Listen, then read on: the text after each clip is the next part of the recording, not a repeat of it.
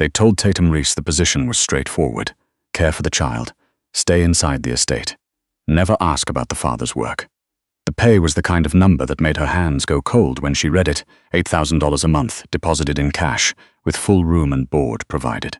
She had looked at that figure for a long time, sitting in her car in the parking lot of the unemployment office on Yonge Street, rain hammering the roof. $8,000. Her brother Lars's next surgery was scheduled for March. The hospital had already called twice about the outstanding balance. The hydro in her apartment had been disconnected for 3 days. She accepted the interview. What Tatum didn't know, couldn't have known, sitting in that parking lot with fogged windows and cold hands, was that in 11 weeks she would be lying face down on the concrete floor of a hospital parkade in North York, bleeding from a wound in her side, with a 7-year-old girl weeping into her hair and the most dangerous man in Toronto screaming her name. She didn't know any of that, she just needed to pay the bills. The interview took place in a private dining room on the 32nd floor of a tower in Yorkville, not in the office of some HR coordinator, not over Zoom. In a room with floor-to-ceiling glass and a city spread out below like a circuit board. The man who met her wasn't her employer. He introduced himself as Mr. Ford, Tristan Ford, with a handshake that was smooth and precise, and somehow left her feeling she'd agreed to something she hadn't read. He was attractive in a polished way. Early 40s, dark suit, the kind of confidence that comes not from intelligence but from having never been told no. "You left your doctoral program," he said, not looking up from her file. "Family circumstances," Tatum said. "Your brother, Lars Reese, hypertrophic cardiomyopathy, diagnosed 18 months ago." He said it the way a doctor reads from a chart. "Neutral, clinical, the surgical costs are significant." Tatum didn't answer. She kept her hands folded in her lap. "Mr. Mancuso is offering $8,000 a month, all expenses covered. 12-month contract with a renewal option." Ford finally looked up. His eyes were light gray, pleasant, and entirely empty. "The conditions are simple. You live on the property. No personal guests, no social media activity, no contact with journalists or law enforcement regarding anything you observe within the household. You are to sign a comprehensive non-disclosure agreement before setting foot inside the estate." He paused. "Non-compliance carries consequences that go well beyond litigation, Ms. Reese." He didn't say it as a threat. He said it as a fact of nature. Tatum thought of Lars in his apartment on Parliament Street, sleeping 14 hours a day because walking to the kitchen made his heart labor. She picked up the pen. "Where do I sign?" The Mancuso estate sat behind iron gates at the edge of Rosedale, screened from the street by old oak trees so thick they blocked the January sky. It looked, from the outside, like a heritage property, the kind of stone-faced manor that belonged to someone's grandmother and smelled of cedar and old money. The guards at the gate wore dark coats that didn't quite conceal what was underneath. The housekeeper, a compact woman named Mrs. Hewitt, showed Tatum to her room without commentary or warmth. The room was twice the size of her entire apartment. There was a fireplace. "You'll take your meals in the east dining room," Mrs. Hewitt said, drawing back heavy curtains to reveal a view of a snow-covered garden. "Mr. Mancuso dines alone or not at all. You won't see much of him. That's by design." "And Gia?" Tatum asked. 7 years old. The file Ford had given her was thin, a school name, a health note, no photograph. Mrs. Hewitt's expression shifted. "Just enough." "Gia doesn't speak," she said. "Not since her mother passed. 18 months. The other caregivers, there have been 4, found it difficult." "What did they try?" "Everything." Mrs. Hewitt looked at her steadily. The last one cried in front of the child. Mr. Mancuso let her go that same afternoon. Tatum met Gia an hour later, in a room that looked less like a child's bedroom, and more like a room that had been filled with expensive toys in the hope that objects could replace warmth. There were dolls still in their packaging, books arranged by color, an easel with paints so pristine the brushes had never been used. Gia sat in the middle of the floor with her back to the door, making no sound at all, running a single crayon in slow circles on a sheet of paper. Tatum sat down on the floor across from her without saying anything. Gia didn't look up. Tatum reached into her bag and took out a small tin of watercolor pencils, her own old, worn down to nubs, and set them on the floor between them like an offering. Gia looked at them. Then slowly she reached out and took the red one. They sat on the floor together for 90 minutes. No words, no prompts, just color bleeding across paper. By the time Mrs. Hewitt called Gia for supper, there were 3 drawings spread between them. Gia's were landscapes, strange, lush, possibly imagined. Tatum's was clumsy and honest and made Gia point at it with a finger curled in what might have been amusement. It was the most successful 90 minutes any caregiver had spent in that room in a year and a half. Tatum met Dario Mancuso at 2 in the morning. She'd gone down to the kitchen for water. She was in her socks, wearing the oversized sweatshirt she'd had since grad school, her hair bundled against her neck. She came around the corner from the back staircase and stopped. The kitchen door was open. 3 men were moving through it, supporting a 4th. The smell hit her before she processed what it was: copper and cold air and something chemical. The light above the stove was the only thing on, casting everything in yellow shadow. Blood. "Get Dr. Ames on the phone," said a voice. It was the kind of voice that filled a room without effort. Low, unhurried, the way a sound fills water. Tatum stepped back instinctively, her heel catching the edge of a tile, and the small squeak of rubber against stone was enough. Every head turned. 4 men reached for their weapons. Tatum's breath stopped entirely. The man at the center held up a hand, a single raised palm, and they stilled. He was tall, well over 6 feet, black hair, dark eyes, the kind of face that looked like it had been cut rather than grown. He was wearing a dress shirt that had been white some hours ago. The left side of it wasn't white anymore. He had one hand pressed to his ribs, and he was breathing shallowly but steadily, the way someone does when they've been through this kind of pain before and know that panic is the greater threat. This was Dario Mancuso. "The new one," said one of the men, a heavy-set figure with a nose that had been broken and resettled crooked. He said it like it was a problem to be solved. Dario walked toward her. He moved with the careful deliberateness of someone managing significant pain without allowing it to show. He stopped 2 feet away. He looked down at her, at the sweatshirt, the wool socks, the way she had one hand gripping the doorframe. And something passed across his face that wasn't quite contempt and wasn't quite curiosity. "You're the new caregiver," he said, not a question. "I just wanted water," Tatum said. Her voice came out steadier than she expected. "You saw nothing tonight." His voice was quiet, absolute. "You saw me returning from a dinner that ran late. I'm a clumsy man. I spilled something on my shirt." "Of course," Tatum said. He studied her for a long moment. "Go back to your room, Miss Reese." She went. She lay awake until 4 o'clock, staring at the ceiling, listening to the enormous house settle around her in the cold. The weeks that followed were careful and strange and somehow, in their own way, good. Gia came to Tatum the way a wild animal comes to a person who simply sits still long enough, not all at once but incrementally, in increments so small you could almost miss them. A book left on Tatum's pillow, a drawing pushed under the door. Then, one afternoon, Gia, climbing up onto the couch beside her while Tatum read, settling in without ceremony, as though this was simply where she lived now. Tatum didn't push. She didn't use the laminated communication cards the previous caregiver had apparently printed off the internet and held up hopefully. She just existed alongside Gia and let Gia decide what that meant. She saw Dario infrequently.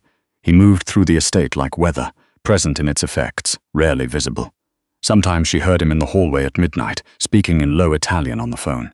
Once, she passed his study door and saw him standing at the window with his back to the room, still as stone, looking out at something in the dark she couldn't see.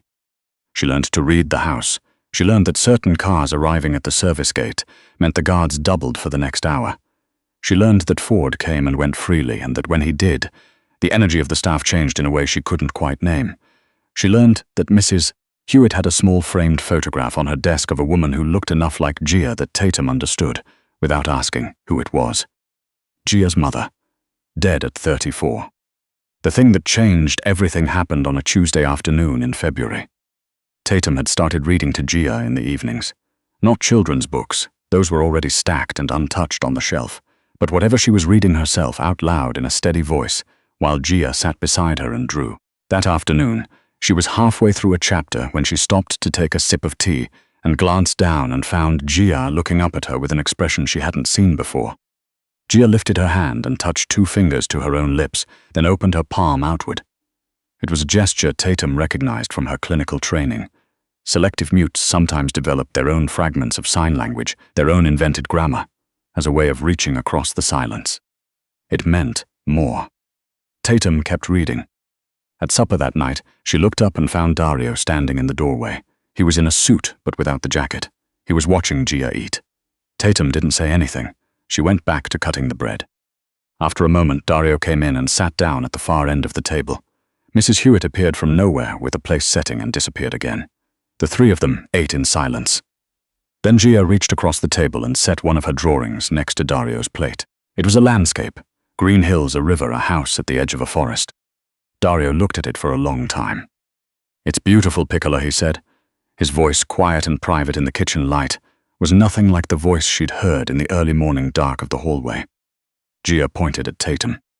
Dario looked across the table. "You taught her this?" "She already knew," Tatum said. "I just gave her pencils that weren't still in the wrapper."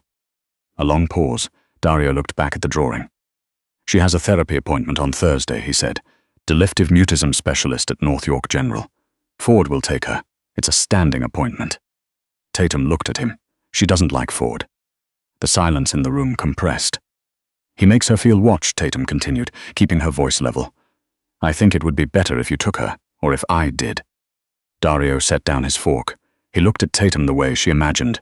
He looked at men who'd said something unexpected in a meeting, with a stillness that was somehow its own kind of pressure. "You are aware of who I am, what I do." "I'm aware that your daughter just tried to give you a gift," Tatum said, "and that you're about to leave the table." She was certain, in the 3 seconds that followed, that she'd just made a catastrophic error.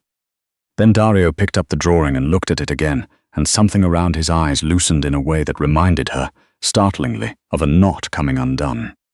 "Thursday, I'll clear my morning." Tatum let out a slow breath once he was gone. Ford was in the hallway when she carried the dishes to the kitchen. She nearly walked into him. "You've made yourself rather essential," he said pleasantly. "I'm just doing my job," Tatum said. "Yes." It was the smile of a man who has already decided something. "That's what concerns me." She didn't understand what he meant until much later. Thursday was grey and cold, the kind of February morning that settles into your bones and stays. Dario drove himself, one trailing SUV of guards, but he drove the car with Gia himself, Tatum in the front passenger seat. Gia sat in the back with her sketchbook. At a red light on Eglinton, Tatum glanced into the rearview mirror and caught Dario doing the same. Gia was drawing with her face tilted toward the window, watching the city pass. "She looks like her mother," Dario said quietly. Not to anyone, just said it into the space between them. Tatum didn't respond. She didn't need to. The appointment was on the 4th floor of the medical tower adjacent to the hospital. The waiting room was pale yellow and had a fish tank. Gia pressed her nose against the glass, watching a large orange fish navigate slowly between ceramic stones. Dario sat beside Tatum in the row of chairs. He was too large for the furniture, too still for the room, wearing a suit that probably cost more than Tatum's last 3 months of rent. He looked deeply, entirely out of place, and he didn't seem to know it or care. After a moment, "What is she drawing today?" "This morning, mostly fish," Tatum said. "She drew you last week, sitting in your chair by the window." He was quiet. "She got the posture right," Tatum said. "The way you hold your shoulders." Dario turned to look at her. There was something careful and unguarded in the look. The way things are when someone is too tired to perform composure. She sees more than I give her credit for. "She sees everything," Tatum said. "That's the thing about children who can't speak. They watch." The doctor called Gia in. She went without hesitation, which the file noted as significant progress. Dario sat, the fish circled. "How did your brother's surgery go?" Dario said, after a while. Tatum turned to look at him. "January 14th, Toronto General." He said it carefully, not looking at her. "Lars Reese. The procedure went well. Recovery is expected to take 4 to 6 weeks." She didn't ask how he knew. She understood, with a cold clarity, that he knew everything, that the dossier she'd been handed as terms of employment was nothing compared to what he kept on her, and she found, unexpectedly, that she didn't particularly mind. "He's recovering," she said, driving his roommates crazy by sleeping with the TV on. The corner of Dario's mouth moved, not a smile exactly, the architecture of one. The attack came from the parkade. They were coming out through the hospital's ground floor exit, Gia between them with her hand wrapped around Tatum's fingers, Dario 2 steps ahead and already scanning without appearing to scan. The parkade was dim and smelled of exhaust and cold concrete. Their car was on level 2. The guard in the trailing SUV saw the motorcycles first. He shouted something over the radio. Then everything happened at once. 2 men on motorcycles came up the ramp fast, moving with the particular efficiency of people who have been paid enough to be precise. Dario moved, pivoting, drawing, putting himself between the motorcycles and his daughter in a single fluid motion. But the 3 of them. The 3rd came from the stairwell, already on foot, already close. Tatum saw him before anyone else did. She saw the gun. She saw where it was aimed. She saw Gia standing 3 feet to her left, frozen, looking at the man with the weapon with enormous dark eyes. She didn't think. She took 2 steps and wrapped her arms around Gia and folded herself over the child, and the 3 shots that rang off the concrete were the loudest sound she'd ever heard in her life. One of them found her. It hit her in the side, below the ribs, a sledgehammer made of fire. She went down with Gia still in her arms, and the concrete rushed up, and everything narrowed to the feeling of a small body pressed against her chest and the sound of Gia's breath, ragged and alive, against her collarbone. Then Dario's voice. She registered it at a distance, from somewhere above her, rough and unraveled in a way she had never heard from him before. Then hands, his hands, she knew them by the size, turning her carefully, pressing down on the wound, and his face above her, close, doing something she had never imagined she would see. Falling apart. "You're all right," he said. "Tatum, look at me." She tried. "The gunfire stopped. We're clear. Gia is safe. She's right here. Look at her." Gia crouched beside Tatum, pressed against Dario's arm. Her face was wet. One small hand reached out and found Tatum's hand on the concrete and held it. "She's all right," Tatum said. "It came out rough, broken across the middle. I just needed to." Dario said, "Don't say another word. Save your breath." The private clinic was in a building off Don Mills that bore no signage and accepted no insurance. The surgeon who worked on Tatum had hands so steady that she thought, drifting under the anesthetic, that they didn't seem like human hands at all. She dreamed about fish in a yellow waiting room. She dreamed about watercolor pencils worn down to nothing. When she came back to herself, it was dark. A monitor beeped. Her side was bandaged and immovable and sending out long, low waves of pain like something broadcasting a signal. She turned her head. Dario was in the chair beside the bed. He hadn't changed clothes. He was still in the shirt from the morning, the jacket gone, his forearms resting on his knees. He was looking at her with an expression she didn't have a name for. "Shia." Her voice came out like gravel. "Mrs. Hewitt is with her. She's safe." "Good," Tatum said. She let her head fall back. "You were conscious in the parkade," Dario said after a moment. "Do you remember what you said?" "No." "You said, 'She's all right,' before anything else. You were bleeding on a concrete floor, and the first sentence you constructed was about my daughter." Tatum didn't respond. "The third man. He wasn't from the family we've been in conflict with. He was contracted separately. Someone gave those men the time and location of that appointment." He paused. "The appointment that only 4 people knew about." She looked at him. He was already looking at her. "Ford," she said. "Ford." His voice was level, dreadfully level, the way a river goes quiet before it falls. He made an arrangement with a rival group trying to establish territory in the city. He was going to use Gia as leverage against me. You standing in the way of that arrangement made you a problem that needed to be removed. Dario's jaw shifted. He suggested to me, twice in the last month, that you were a liability, that you were getting too close to the family. I should have heard what he was actually saying. Tatum thought of Ford in the hallway. "That's what concerns me." "What happens to him?" she asked. "That's already being handled." His eyes held hers. "It's done, Tatum." She didn't ask again. She drifted back to sleep. When she woke the second time, there was a drawing on the blanket beside her hand. She picked it up carefully with her good arm. It was Gia's, the same loose line, the same way of suggesting rather than outlining. 3 people, a large one in dark colors, a medium one with a knot of hair, a small one between them, holding a hand on each side. Underneath, in letters that leaned left and right and had been erased and rewritten more than once, was a single word. Home. Tatum pressed the drawing to her chest and looked at the ceiling for a long time. Dario returned 2 hours later. He looked like a man who had gone somewhere difficult and come back without speaking about it. He sat down and looked at the drawing in her hand. "She was here while you were sleeping," he said. "I brought her this afternoon. She wouldn't leave the room for 20 minutes. Tatum looked at him. "You could have let Ford remove me. Could have decided I was more trouble than I was worth." "I almost did," he said, "in the beginning. When he first raised it, he stopped. I was wrong. You were protecting her." "I was protecting myself," he said it quietly, like something he'd been sitting with for a long time, "from having to feel any of this." Tatum was quiet. "Then, when you're recovered, you can leave. I'll have the lawyers tear up the NDA, set you up wherever you want, Vancouver out east, somewhere quiet and far from all of this. Lars gets the best cardiac care in the country for as long as he needs it. You will never want for anything." "And," Tatum said, And nothing. That's the offer. What's the other one? He met her eyes. There isn't one. I'm not going to ask you to choose this life. You've already bled for it. I don't have the right to ask for more. You're not asking, Tatum said. Tell me the other one. A long silence. You stay, he said. The word came out like something he'd been holding in his chest for weeks. You stay, and we figure out the rest together. But I won't lie to you about what that means. This world doesn't get clean. There will be threats. There will be people who look at you and see a way to reach me. I will do everything in my power to protect you, and I will fail sometimes, and that will be real. He paused. It's not a good offer. It's a better one than going to Vancouver alone, Tatum said. His shoulders dropped just slightly. I left Gia something, Tatum said. In the estate, my tin of pencils, the old ones, on her windowsill. Can you tell her they're for her? That I'm not going anywhere, I just need a few weeks to put myself back together. Dario looked at the tin she was describing, which he couldn't see but clearly understood. I'll tell her, he said. He took her hand. His palm was warm and rough and entirely steady, and he held it carefully, the way you hold something you were not expecting to be allowed to hold. 6 months later, the iron gates of the Mancuso estate still stood. The guards still walked the perimeter.